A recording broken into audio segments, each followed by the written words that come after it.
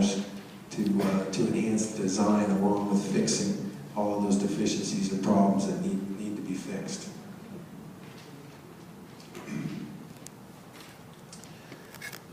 Construction sequence is obviously most important as well. Daryl and I have also talked a lot about this and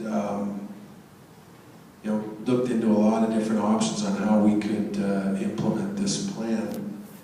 We've determined that the best way to do it would be in 2 phases with the golf course. And phase 1 would be to construct new holes 1 to 3 and 12 to 18. That is in the blue area that's outlined here. We'd be under construction in this area while we left a 9-hole loop for members to play, and that loop would be playing current holes 11 to 14, 14A, and then 15 through 18. 9 holes open. Phase 2 would commence once these new holes were ready to be played, and that obviously would involve construction in the red area outlined. Holes 1 to 3, 12 to 18 would be played. New holes would be played, and we would be building new holes 4 to 11. Now we're in the process of discussing. We need a staging area during the construction for materials, equipment, etc., etc. One of the preliminary ideas that we had was to use the practice range for staging area, which would take the practice range out of use, and then as a phase 3, we would go in there once all our materials and everything were out of there and redo the practice range. But there's a few other options on the table, potentially relative to staging. So just in summary, what would this golf course improvement plan accomplish? First and foremost, for the moving forward at the Derrick Club, whether or not we implement my design plan or not, this golf course needs some serious infrastructure work, as I've described. To have drainage as poor as it is on the greens in many of the fairways and the bunkers is really, it's a very serious problem. And again, Daryl and his crew do a great job of masking what is a very serious problem. So fixing infrastructure is incredibly important. And that will result in better turf quality, better playability, and all those things that will attract, that'll help you people enjoy your golf, but also attract new members. We have to remember, we're looking at the Edmonton right now. Mayfair's doing work, Windermere's rebuilding their golf course, Blackhawk's always on top of keeping the golf course tip-top shape. I think Country Club's got a plan on the table to do some work there.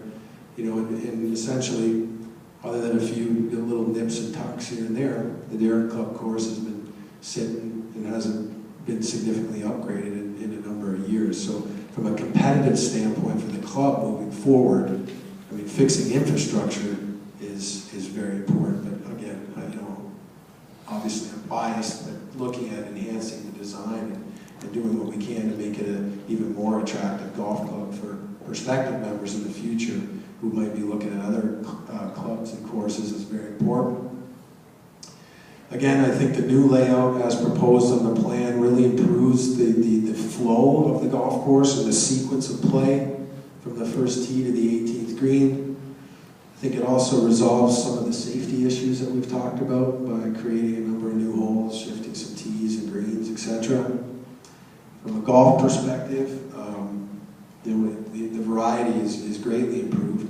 I had a comment from somebody about a total yardage. In this day and age, of course, we're always looking for a reason to add yardage with the ball going so far. But the reality of it is, this golf course is confined. If you look at where we've got tees and greens placed on the plan, we're stretched to the limit in terms of the available land. So my point being is, whereas the total scorecard yardage hasn't necessarily changed on my plan, we have essentially added yardage because we've got two par fours are now 450 and 460 yards. It's proposed that the first hole, which will become the 12th, plays a 470 or 480 yard par 4. We've got a 240 yard par 3 on the plan. So again, even though the total scorecard yardage hasn't changed, we've managed to reconfigure the course to include some longer holes, and again, which improves the variety of holes. As I mentioned, greens are incredibly important, and these greens have some serious deficiencies. Golfers, I'm not dumb enough to realize that golfers are more attracted to great putting greens than they are to great architecture. So, for the future of this club, it'd be great to have some really great bent grass greens that will take the winters a lot better and putt better for longer periods of the season, and also ease maintenance. Bunkers, we talked about that. Incredibly important visual feature. And I think on this relatively flat piece of property, I think the installation of the bunker schemes that we're proposing will do a lot to create playing interest and also make the course a lot prettier.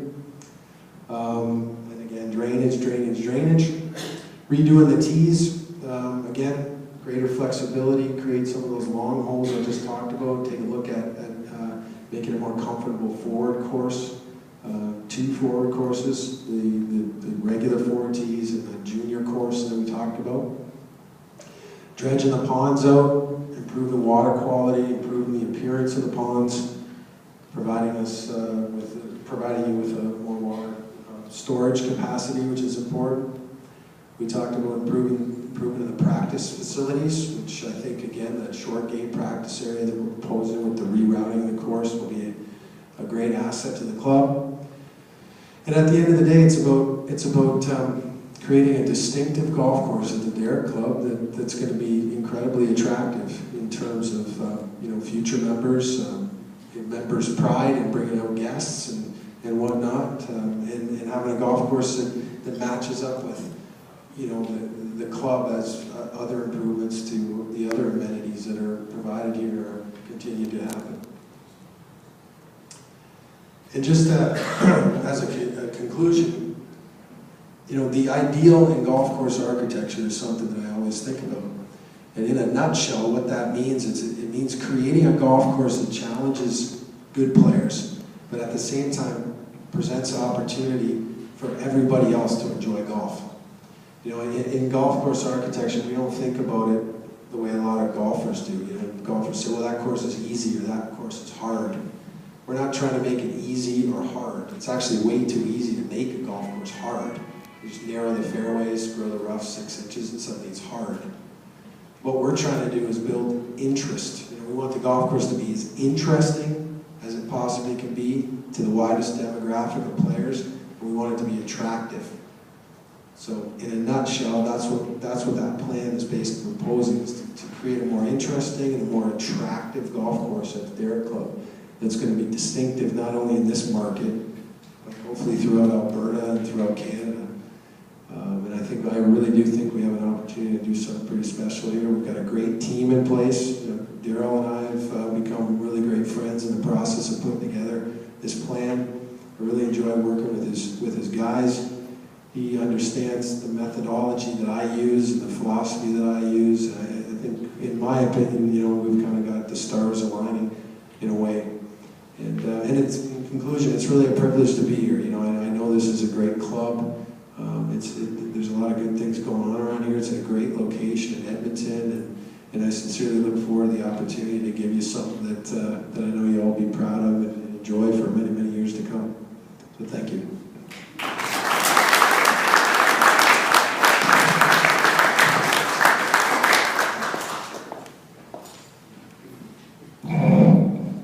We're going to turn on the mic at the center of the room. I'm sure there's quite a few questions.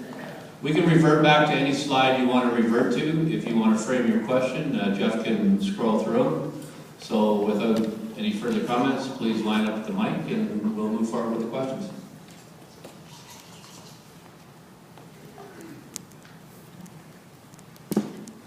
I just wanted to make one comment on your proposal to remove the trees between your 1 and 12. In close to 30 years at the Derrick, I've seen literally hundreds, if not thousands, of shots knocked down by that row of intervening spruce trees. So I think that's something you might want to reconsider. Entirely, yeah. I mean, if there's a consensus that that's a bad idea, I would call that a very minor issue in the overall plan. So I appreciate that comment. Two questions. Can you talk a little bit about, if the plan is approved and move forward, the mechanics of how the construction would happen? Does the heavy equipment arrive April 1st? And do you hope to reseed or sod by September? If that's the way it unfolds, what are the chances that reconstructed 9 are available for play the following May or June? And then the second question, you talked a little bit in your presentation about the transitions we now have between first green, second tee, Right. Second green, third tee. How does that compare to what you're proposing, where, to me, the transitions from 11 green to 12 tee and 17 green to 18 tee are very similar? Thank you. Well, again, I appreciate your opinion, but I mean, that's a subjective thing too. I think the flow between, you know, coming off your current 18 and going to 1 and going 17 to 18 are much better than, for example, going from your current 2 to 3. I mean, we can argue that till we go to sleep tonight, but in my opinion, they're better transitions. And if you don't mind, Daryl, do you mind speaking on the construction side of it, or? Sure. No problem. Just in terms of start dates and. Yeah, so.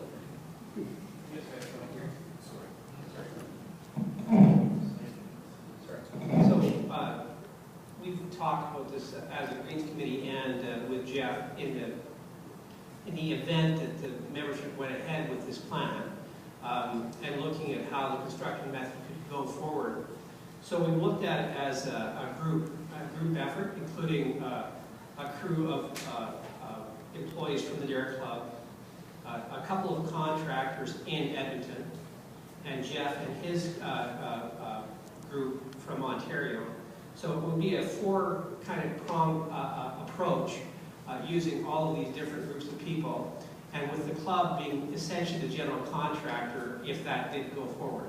So we would use all of that group as a team to maximize economic efficiency in this project. So that would be how we would go about it. Does that answer that fairly clearly? When would it start? Oh, when would it start? Grass. Okay. And when would they hold? Well, we start, if this project, if there was a vote in September and it got approved by the membership, then the work would begin in October by draining the ponds, and because the ponds would be a big part of it, excavating the ponds and moving all the material over the course of the winter into the areas that they need to go to. As far as sodding, we would do the sodding so that all of the work would be done on that particular side. I think phase A would be completed by September of that year, so that play could begin in the spring of the following year on that 9, and then the following year we would do the same thing. Very similar to maybe the people that have heard of the Windermere process. There was 2 9-hole reconstructions over 2 years, and they played on 2 9s for 2 years. So that's the proposed construction. Just a quick follow-up. So if you're using an existing corridor, Yes.